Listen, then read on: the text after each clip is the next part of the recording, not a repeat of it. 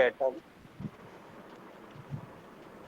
O hidden light shining in every creature, O hidden love embracing all in oneness, may each who feels himself as one with thee know he is also one with every other.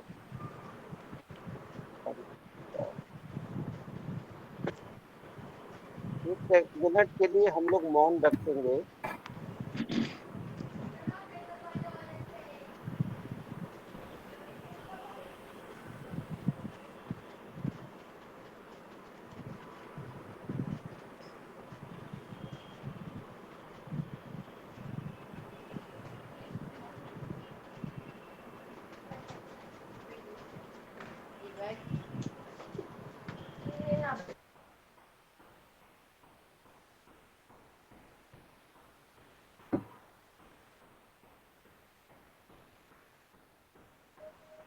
आप सभी का Shankar laws Delhi की meeting में स्वागत है.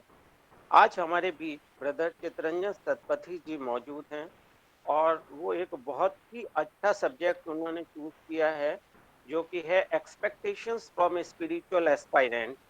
हम सब लोग स्पिरिचुअल एस्पायरेंट बनने चाहते हैं तो ये बहुत अच्छा सब्जेक्ट उन्होंने रखा है. अभी चितरंजन सतपथी जी के बारे में मैं बताऊं जो थियोसॉफिकल सोसाइटी के बहुत पुराने और डेडिकेटेड मेंबर हैं और काफी लंबे समय तक इन्होंने अडयार में रहकर थियोसॉफिकल सोसाइटी के माध्यम से सेवा की है और वर्तमान में भी उड़ीसा में रहकर सेवा कार्य में रत हैं.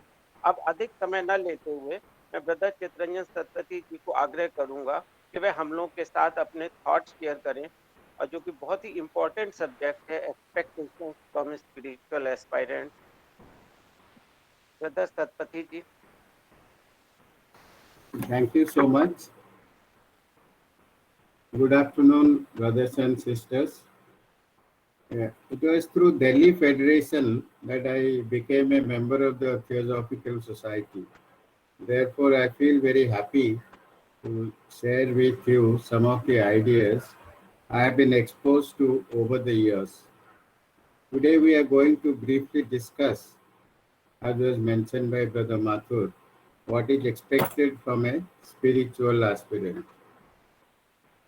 Our society, as all of you know, is primarily an association of students. As students, our main purpose is to search for truth and to know who we really are. All of us recognize within ourselves a feeling or a sense or a belief that there is something greater than ourselves, something more to the world we live in than what meets our sensory experience, and that the greater whole of which we all are a part is cosmic or divine. It is this sense that puts us in the class of spiritual seekers or aspirants. You would agree it is not enough just to aspire to seek the truth and let it remain an idle wish. A spiritual aspirant must make progress in his search, and that brings us to the question what course of action he should follow. In other words, what is expected from a spiritual aspirant. So, this question is actually addressed to all of us. What is expected from us? Since we are all students searching for truth, we are all as members of the society on the spiritual path. In a letter written on March 18, 1882, that is 139 years ago, Master KH tells AP Senate,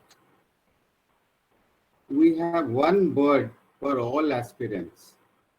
So this is an advice for all aspirants. He says we have one word for all aspirants, and that is try, Try, in all in capital letters. He gives a very simple and direct advice.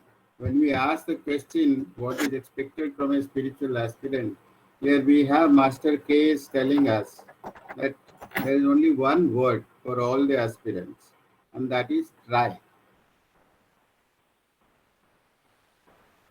I don't think we can improve on this advice. It urges all aspirants to keep trying, not to get discouraged midway and give up. I think all of us are familiar with this. We begin and then we start doing something and then we give up, we get discouraged, we get depressed. Uh, Midway, we give up. So, this is why his advice is that we should keep trying. Many of our members join the society with great enthusiasm for spiritual work, but somewhere down the line, it wanes. HPB has gone to great lengths to explain the difference between a member who has just pays his annual dues to the TS and therefore calls himself a member of the Theosophical Society and a true Theosophist. You would all remember how he differentiates between a true Theosophist and just an ordinary fee-paying member of the TS. A spiritual aspirant cannot rest content just becoming a member of the TS or holding some office or organizing some theosophical meeting or conference. In another letter, Master K.H. says, it is men, not ceremony masters, we seek, devotion, not mere observances. And further, we want true and unselfish hearts, fearless and confiding souls, who are quite willing to, and we are quite willing to leave the men of the higher intellect to grope their own way to the light. So, what is necessary, according to both these advices, would indicate that a spiritual aspirant should be steadfast on the spiritual path. He should be of strength of character, fearless, unselfish, sincere, and devoted, and not be a mere ceremony master content with outer observances. Different religious traditions, as all of us know, prescribe different practices for a spiritual aspirant to follow. Because here we are not concerned with various outer rituals, which in the course of time have come to occupy center stage of every religion. But every religious tradition has had its mystics who have reached great spiritual heights and have given for the benefit of others their advice for spiritual progress. Yes, our society does not prescribe any particular method to be followed, but we have been given total freedom. One is free to follow any set of esoteric instructions given by mystics of any great tradition, and even those given by our own founders and leaders in the Theosophical Society. For example, in the tradition of Sanatana Dharma, Sadhana Chatushtaya, that is four practices, is advice for a spiritual aspirant, which all of you know comprise of Viveka, Vairagya, Shat Sampati, and Mumukhyatva. These practices or disciplines have been mentioned by Shankaracharya in Vivek Chudamani and Sri Ramanuja in Sri Bhashya. But these were well known even before them from very ancient times. We find similar advice in the Theosophical Gem that we are all familiar at the feet of the Master, which was written by J. Krishnamurti when he was a young person. You see a reflection of what is written, what is given in the Sadhana Chatushtaya and what is there in at the feet of the Master, but of course in a different language, using different expressions. In the tradition of Yoga Sutra, We have the five restraints and five observances called Yama and Niyama, which comprise of Ahimsa, Satya, Asteya, Brahmacharya, Aparigraha, Saucha, Santosha, Tapas, Swadhyaya, and Isvara Pranidhan. And then, of course, there are six other limbs of yoga which are narrated in Yoga Sutra. But these are also another system of practices which is prescribed for the yogi, essentially spiritual aspirant. In the Buddhist tradition, we have Panchashila that speaks of, if I translate it into simple English, not killing, not stealing, not lying, and purity of body and purity of mind. In the Christian tradition, we have the Ten Commandments, and in the Islamic tradition, the five pillars of Islam, and so on in various different religions. The practices have been provided, which are meant as instructions for spiritual aspirants. And not to forget our own founder, HPB, who had given the golden stairs, which provides a step by step ascent on the spiritual path.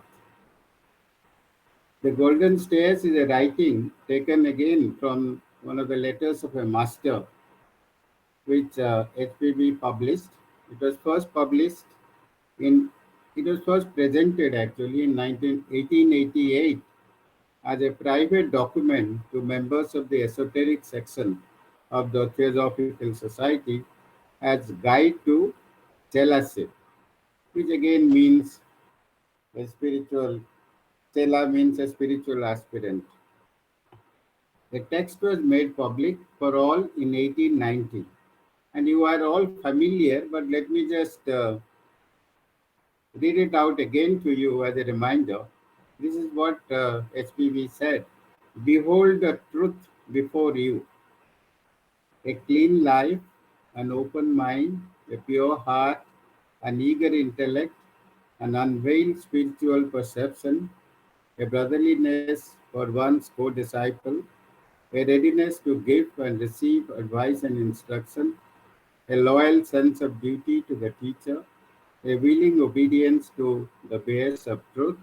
Once we have placed our confidence in and believe that teacher to be in possession of it, a courageous endurance of personal injustice.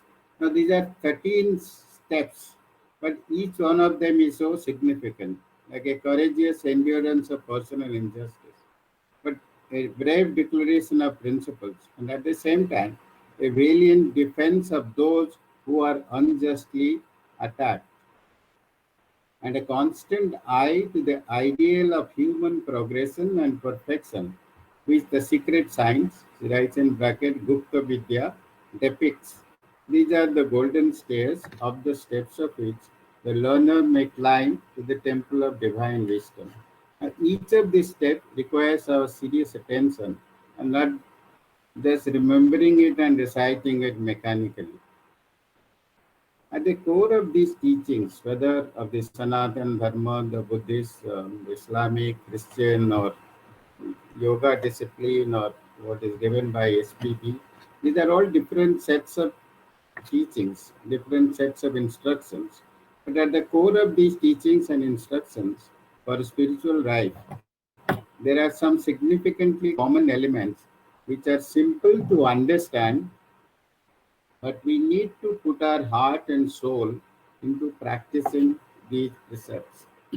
Thank you.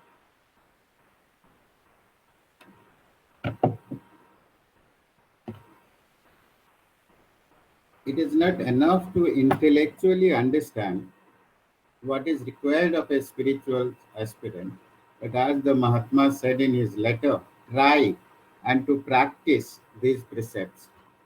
It's not necessary that we must practice all the precepts. As I said, there are common elements, but maybe any set of these precepts that we think are suitable for us, we should put it into practice and not merely understand intellectually.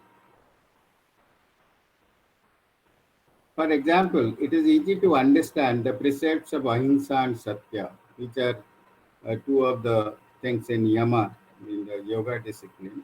and everybody knows or everybody thinks he knows what Ahimsa and Satya is. And we even theoretically comprehend that universal life is based on the law of harmony, truth, and compassion.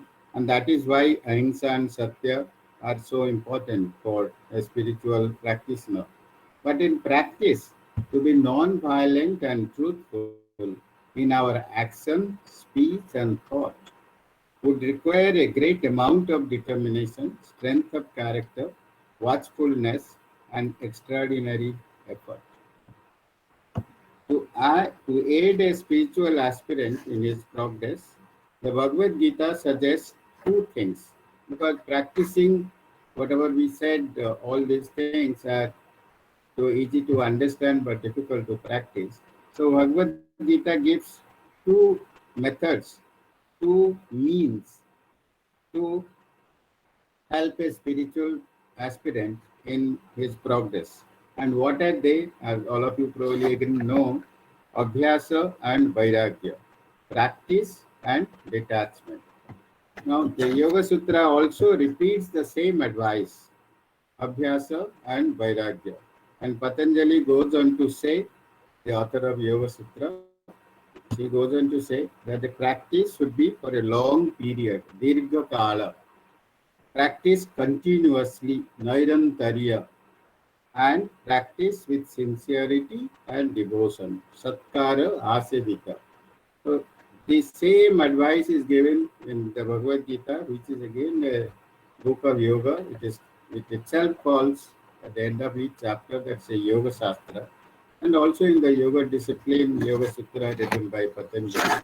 So these are not they are simple words, Abhyasa and Vairagya, but they have great importance for a spiritual practitioner.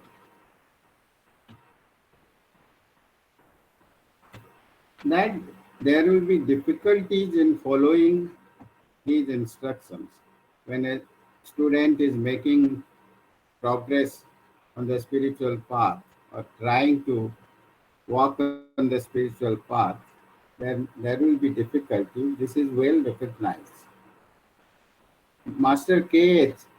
in a letter says, the pathway through earth life leads through many conflicts and trials, but he who does nothing to conquer them can expect no victory, no triumph, he says. So the pathway through earth life leads through many conflicts and trials. If we think that we should have a very smooth, happy life, no difficulties, that is not what can happen in actual practice. Anybody who tries to follow a spiritual path, he will come across many conflicts and trials. But what is expected from him that he has to do, he has to put in efforts, he has to try to conquer these conflicts and trials. Otherwise, he cannot expect any success in the spiritual path. In another letter, he writes, great man is he who is strongest in the exercise of patience. Now, he should have enough strength of character and enough determination, as we said before, but he should also have a strong sense of patience. He should be strongest in the practice of patience. So often we lose our patience. But these are simple words. I think all that I have talked about till now, whether it is prescribed in Sanatan Dharma, in the Buddhist literature, or in any of the other religious things, or even in our golden stairs, or what the master is talking, these are not very complicated things to intellectually understand. These are simple words that use in patience. All of us know uh, that what is the value of patience, but so often in actual practice, we lose patience and we become impatient. A great man is he who is strongest in the exercise of patience. Dauntless courage. This is an expression HPV quite often uses.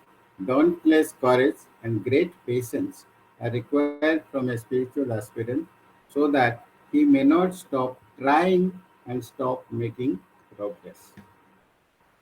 What hinders spiritual progress and what hastens it have been very well narrated by Master K.H. in two of his letters, which require no paraphrasing.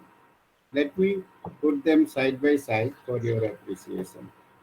In one of the letters, he says, "Look around you, my friend. See the three poisons raging within the heart of men." And what are the three poisons? Anger, greed, delusion.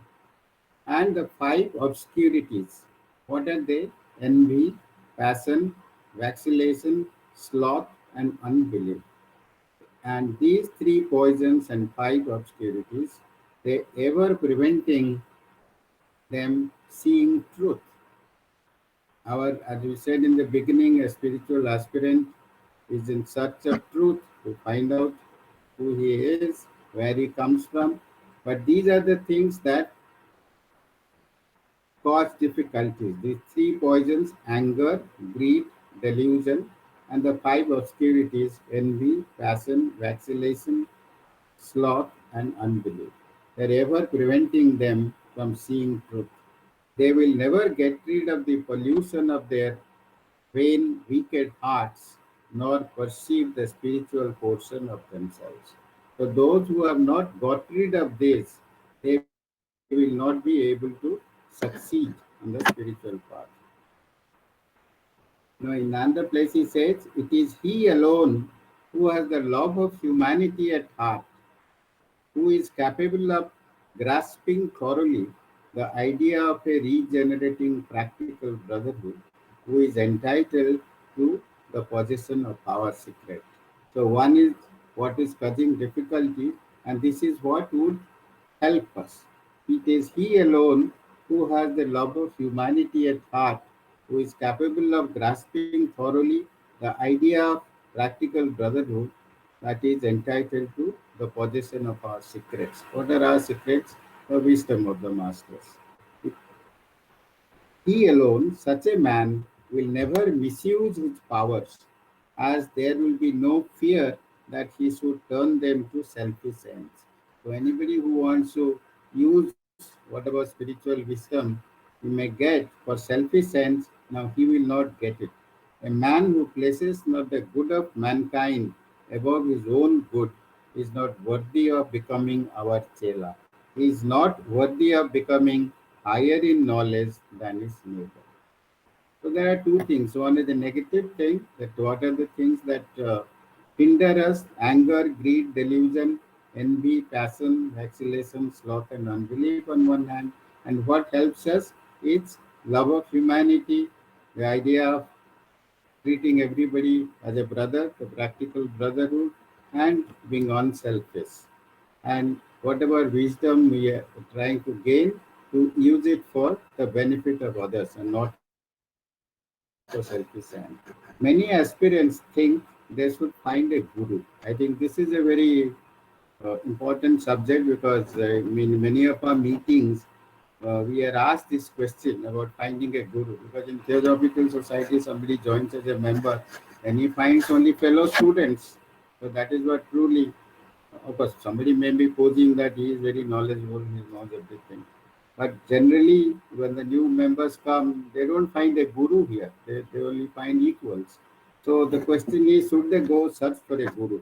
So I think we'll spend a few minutes on this question, whether a spiritual aspirant should go around seeking a guru.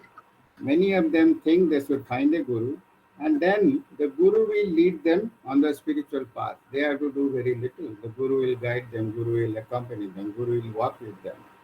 Let us spend a few moments on this question. These days, there are perhaps 100 fake gurus for a genuine one. And so we have to be very careful if we are going to search for a guru.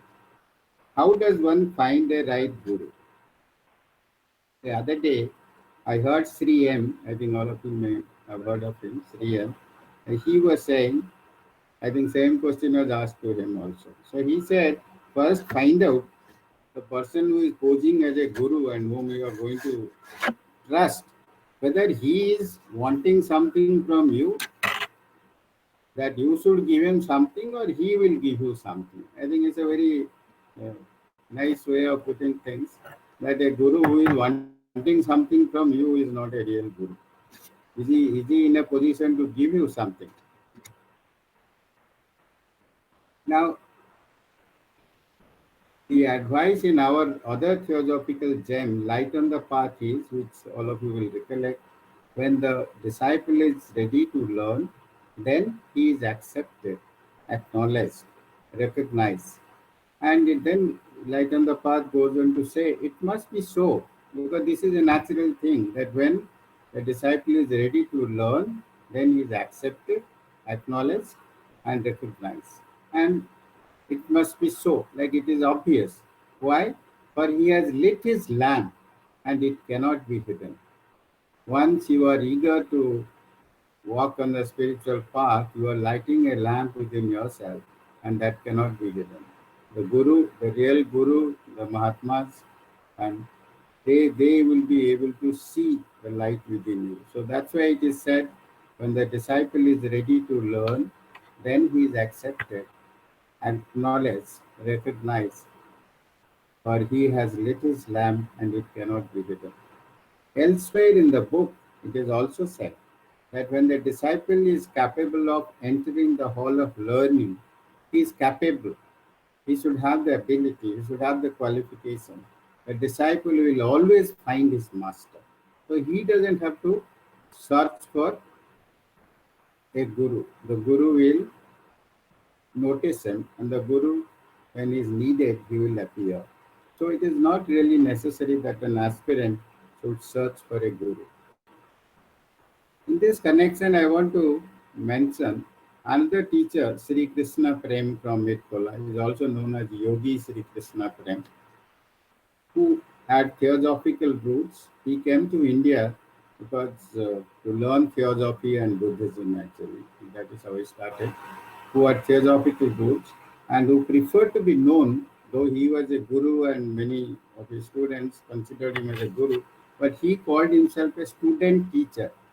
And I am a student, and he rightly points out, though it is undoubtedly a help to have a suitable guru, for most of us, there is much that can be done, much that must be done by our own unaided efforts before the presence of an outer guru is necessary or useful. So instead of looking for a guru right at the beginning, there is lots that we can do and that must be done, because we cannot just idle around and then look for a guru. That guru will do everything for us. Then he says, who or what the true guru is. The guru is the pure consciousness, itself dwelling in the heart of every living being. Now, similar thing Madame Blavatsky has said in the esoteric instructions, if those of you who might have seen it. The same thing is written in Bhagavad Gita, that the real guru is within ourselves. It is a sheer fact that there is a light within us which knows the truth, a voice which commands the right with absolute certainty. The light dwells in all beings and speaks. That is why some traditions have termed it the Logos, or the word, in our hearts with the voice of conscience.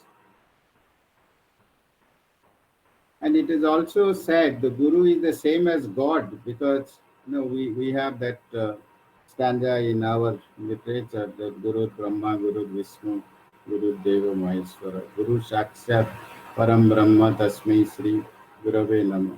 The Guru is the same as God because the Guru is God, the Antarjami or the inner ruler dwelling in the heart of everyone. So there is no need to wander from place to place to find the Guru. Quite literally, he is there within us, but though his silent voice is constantly teaching us, we usually do not listen. And it is for this reason that an outer Guru is a help upon the path, because we are not listening to the Guru within us. The outer Guru is one who has so far identified himself with the self which is in all that he is able to speak with its voice. So outer Guru should be one who has actually identified with the inner guru. Otherwise, he is not a real guru. And that is why he is able to speak to us. But we don't have to, as it was said before, we don't have to go and search for him. He will find us. To the inner guru, we can and too often do turn a deaf ear. We prefer to listen to the voices of desire, of the senses, and of prejudice. Because this is what desire, the indriya, the senses, and the prejudices, these are what drive us. So we do not hear of the soundless voice that is within. As in theosophical literature, we often mention the higher self. Our lower self doesn't hear the higher self. So, in such a case, the voice of the outer guru, on the other hand, is at least certain to penetrate to our ear. He too will not compel, for no true guru will trespass upon the free will of his disciple. No guru compels. In fact, if you recollect in the Bhagavad Gita, after the 18 chapters, Krishna tells Arjuna, okay, this is all that I have told you, but now you decide what to do yourself. So no guru, even the great Guru Krishna, did not tell Arjuna, you do this or do that. He explained all that is to be explained and then left the choice to himself. So the choice is that of the spiritual aspirant. It is for us to recognize the truth of the words of a guru, to resolve to practice them, and to put forth the necessary effort. But before the teachings of a guru can be of any use to us, we must have learned at least some degree of control over our unruly desires and senses. Otherwise, even the words of an outer guru will be useless to us, or we shall not practice them. If we control the senses by the mind and listen in the mind for the voice which comes from beyond, it is certainly certain, it is perfectly certain rather, that as soon as an outer guru is necessary, that guru will be found. So, again, I am repeating that, and which is also an ancient saying which says, when the disciple is ready, the guru appears. K. Krishnamurti is another teacher with philosophical roots who again did not want to be considered as a guru. For him, the teacher is like a signpost.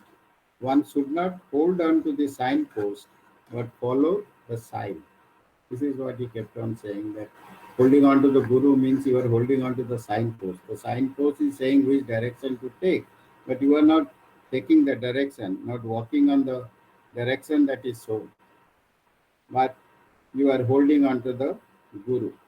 What he says about the religious mind and religious life is also of great importance for a spiritual aspirant. I think in a couple of minutes we can spend what Krishnamurti, he uses common words now, religious, mind, religious, life.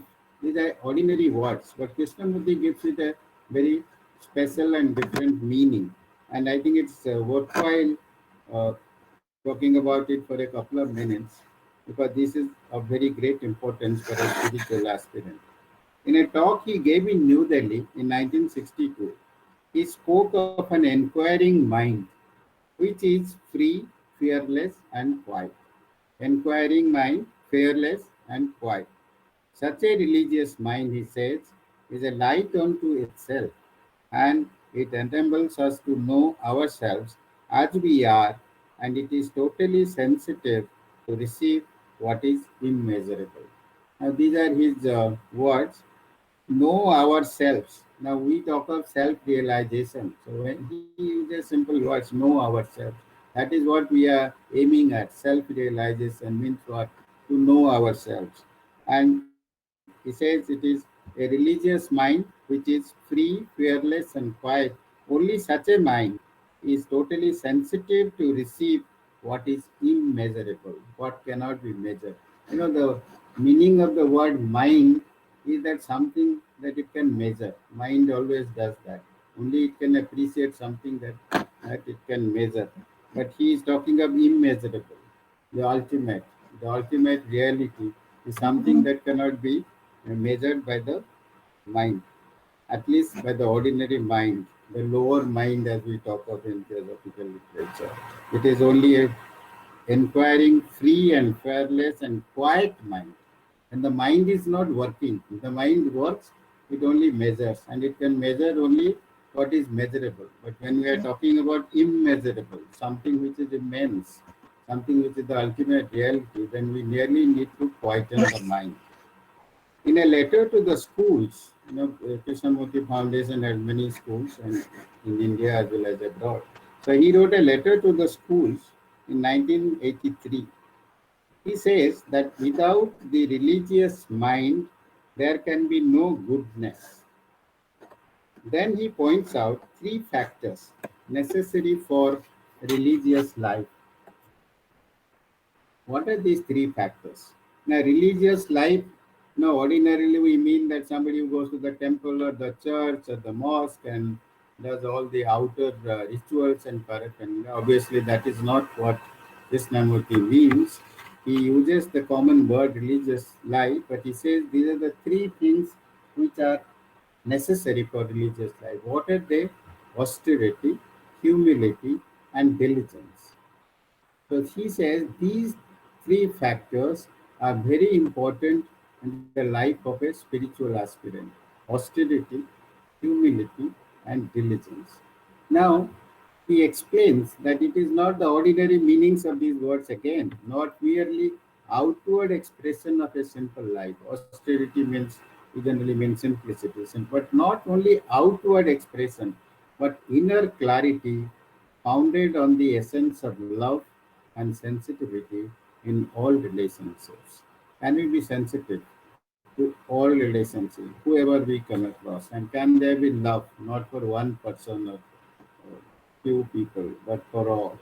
So when we have that clarity, inner clarity, that and we imbibe the essence of love and sensitivity in all relationships. Not only merely outwardly we are simple, we are humble, humility and diligence, sincere. This is not the inner clarity, so that we understand the essence of love and sensitivity in all relationships. We find similar advice in the words of Master K.H. He says, "We want true and unselfish hearts, fearless and confiding souls." Again and again, this is coming, because mostly we are driven by desire as well as fear. So, says unselfish hearts, fearless and confiding souls, and were quite willing to leave the men of the higher intellect to grope their own way to the light. Those who are highly intellectual and studious, let them find their own way. But we want true, unselfish hearts, fearless and confiding souls. That is the sign of a truly true spiritual aspirant. Then he goes on to say in another letter, you must see yourself as you are, not as the ideal human image which our emotional fancy always projects for us. Now, always we think the best about ourselves. We think that I am the best person, I am the most compassionate, most kind, loving, everything. But we should see ourselves as we really are. Our mind should be a true mirror reflecting our true selves. So you must see yourself as you are, not as the ideal human image. And then he says, be our helpful co-worker. A spiritual aspirant must be prepared to help. In help what? Not for some personal help to the Mahatmas, but help in the work of the divine plan. But in your own, and be a hopeful co-worker in your own sphere and according to your ripest judgment. And further, the master says, he who is desirous to learn how to benefit humanity and believes himself able to read the characters of other people must begin first of all to learn to know himself, to appreciate his own character at its true value. We must know ourselves. I think, as all of you may be familiar, Kabir said that I went looking around for who is not good.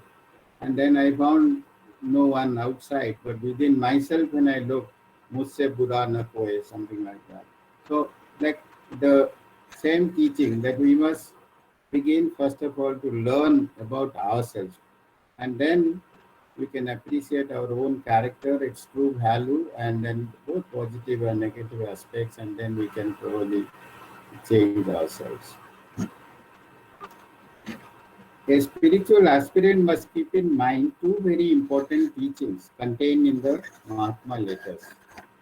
Firstly, I'm referring to the Mahatma letters again and again because that is the basic teaching of theosophy, and both the Mahatma letters and the Secret Doctrine by Madame Blavatsky, and rest of it is all secondary and tertiary literature. So I think we should base whatever our understanding is on these basic teachings. So there are two aspects which come out from Atma letters. Firstly, the recognition of the higher stages of man's being on this planet is not to be attained by mere acquirement of knowledge. Now, we all think that we should study several books, both philosophical books as well as other spiritual books.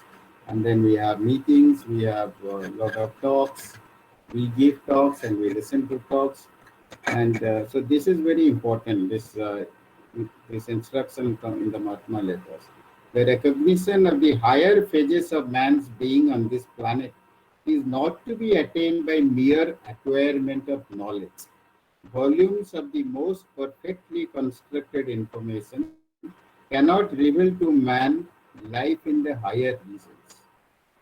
The higher wisdom, the truth about the higher life, that cannot be found by acquirement of mere knowledge. Then what is required? One has to get a knowledge of spiritual facts by personal experience and from actual observation, not merely uh, study of book and literature and listening to talks. So what he's emphasizing that a knowledge of spiritual facts must be obtained by personal experience and from actual observation. Spiritual advancement is not dependent on mere gathering of book knowledge, giving and listening to discourses, as I said, and personal experience and observation alone makes spiritual advancement possible. Now, there is no time to refer to similar teachings by Kabir in the other literature, like in the Kathopanishad and Mundaka Upanishad. There are many lines like Nayam Atma, Pravachanina, all of you must be aware of it. Let me not repeat it. Merely by intellect, merely by reading and listening to discourses, this is not obtainable. And the same thing is there in the Mahatma letters, that personal experience and actual observation is necessary. Now, secondly, believe me, this is what the master is saying, believe me, the man or woman who is placed by karma in the midst of small plain duties and sacrifices and loving kindness will through these faithfully fulfilled rise to the larger measure of duty, sacrifice and charity to all humanity.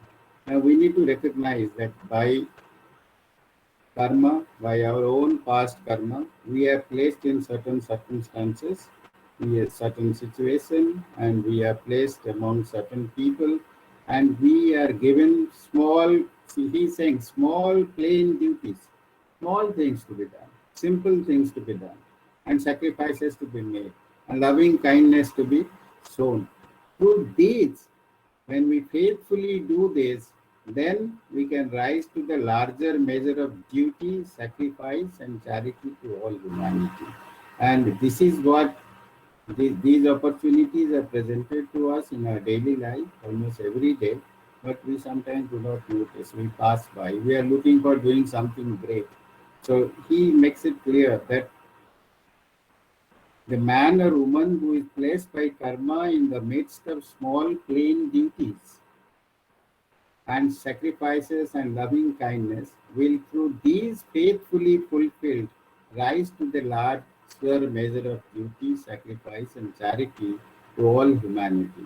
What better path towards the enlightenment you are striving after than the daily conquest of the self?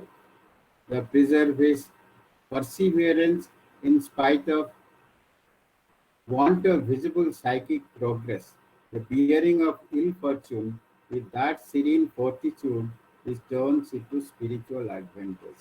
And if we do these small duties, sacrifices, loving kindness, and we persevere, and daily we strive to con- conquest of the self, as he says, the bearing, we'll have ill fortune, we have illnesses, we will have sorrow, we will have some suffering.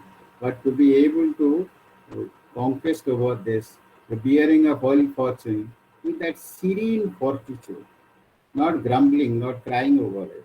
And these are same things are said in elsewhere also.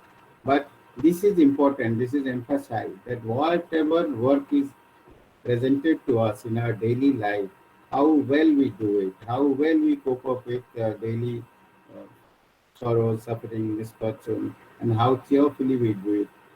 What kind of loving kindness we show to people around us, and we do small sacrifices.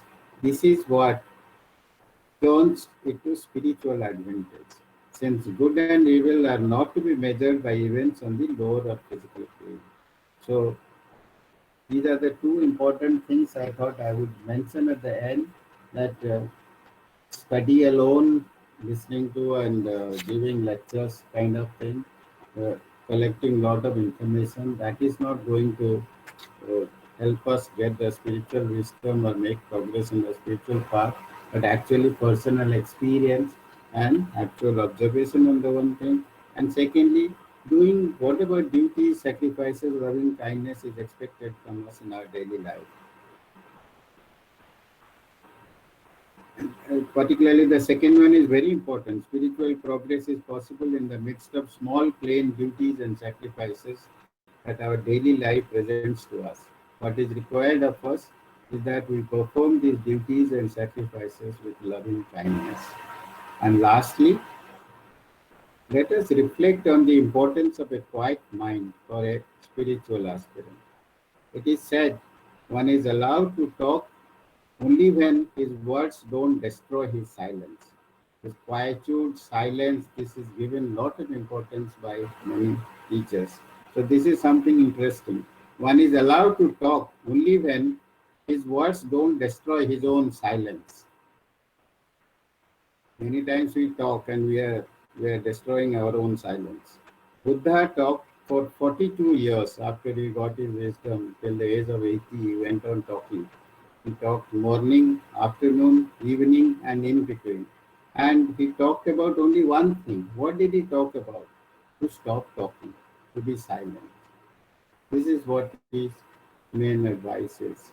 Krishnamurti also talked and talked to people all over the world, but he talked about mostly one thing, to be quiet and silent.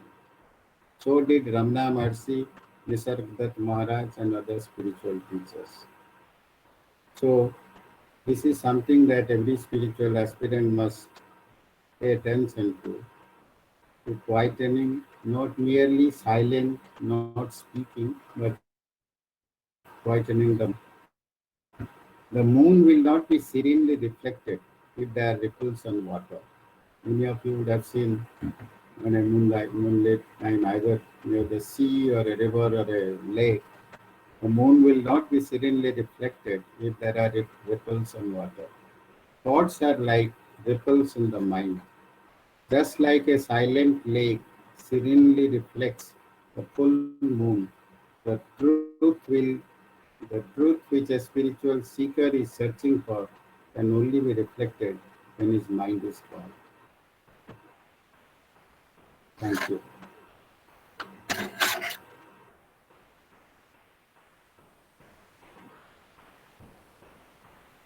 Thank you, brother, for illuminating, inspiring, and thought-provoking talk.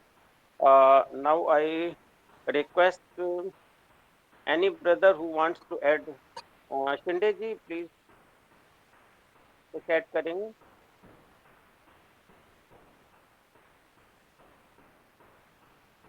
Shinde ji?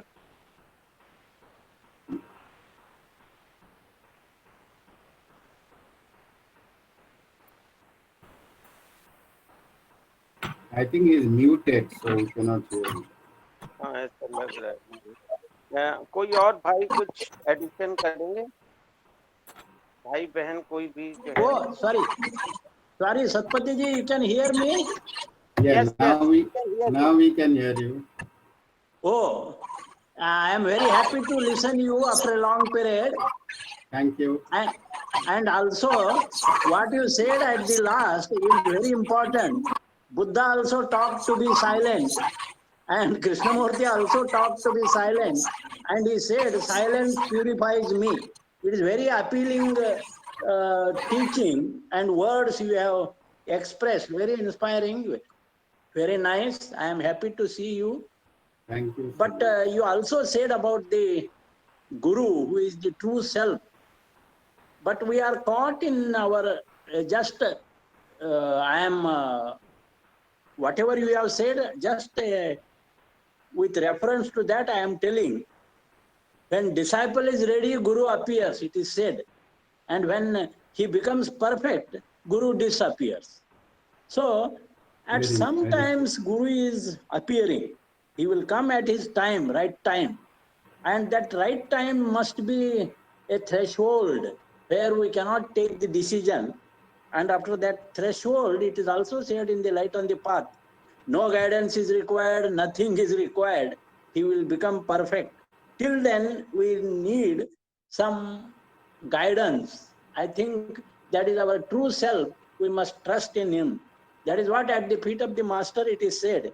You must trust your master, and also you must trust yourself if you have seen the master. So we have not seen the master, but we can trust on our true self. Yes, that is what the Guru gives a direction. We have to follow the direction. And once the direction is given, and we have to walk it ourselves. The Guru will definitely not be walking with us. He will disappear. Very correct. Thank you.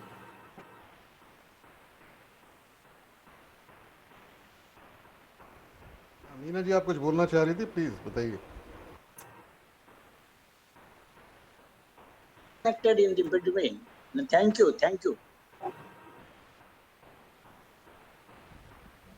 Thank you Shinde ji. Meena ji आप unmute करके बात कर लीजिए। नहीं sir, नमस्ते। नमस्ते। कैसे हैं सर, आप कैसे हैं? Fine, thank you. Thank you, बहुत अच्छा रहा आपका सर। आप कभी आया करो कभी कभी। Thank you so much.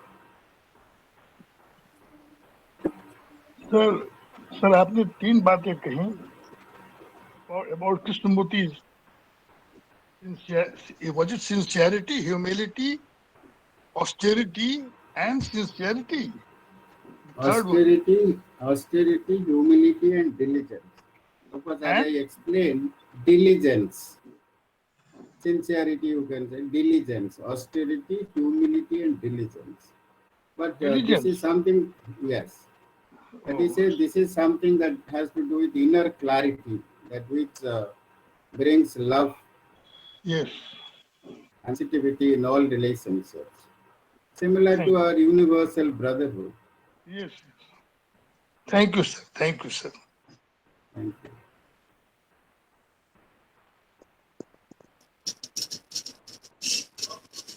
Thank you, sir. Thank you very much for highly illuminating talk. I was quite impressed to listen. So nice of you, sir. Thank you so much.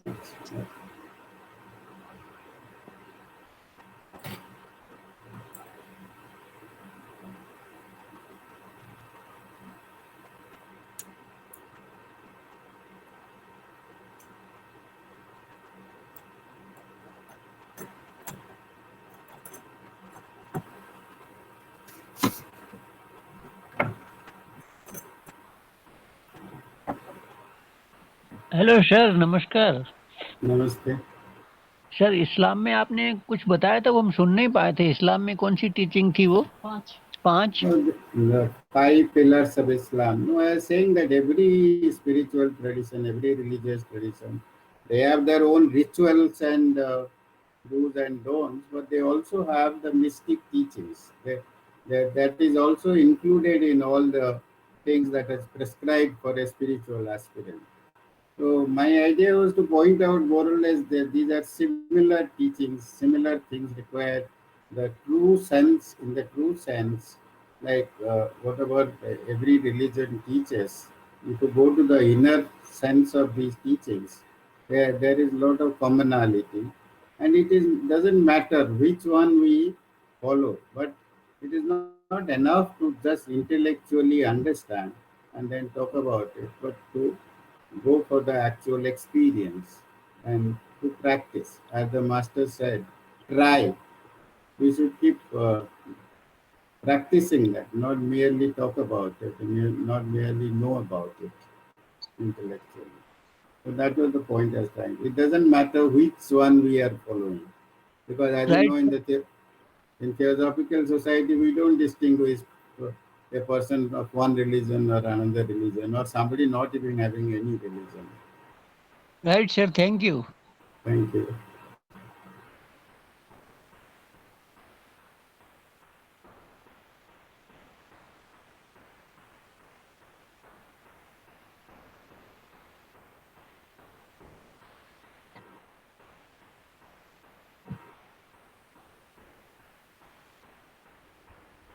Thank you very much, brother. Any other brother or sister wants to comment or add?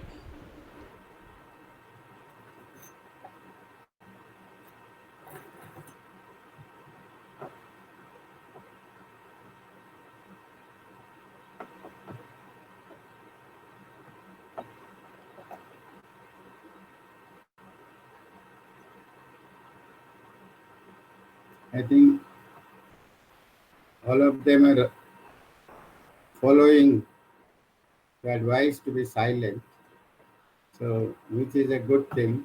So maybe if there are no more comments to make and no more questions to be asked, maybe we should call it a day. And I must thank Delhi Federation and your lords for inviting me to speak. Thank you so much. Thank you brother. Prayer कर लेते हैं। ले, सर्वे भवन्तु सुखिनो, सर्वे सन्तु निरामया, सर्वे भद्राणि पश्यन्तु, मा कश्चित् दुःखभाग् भवेत्।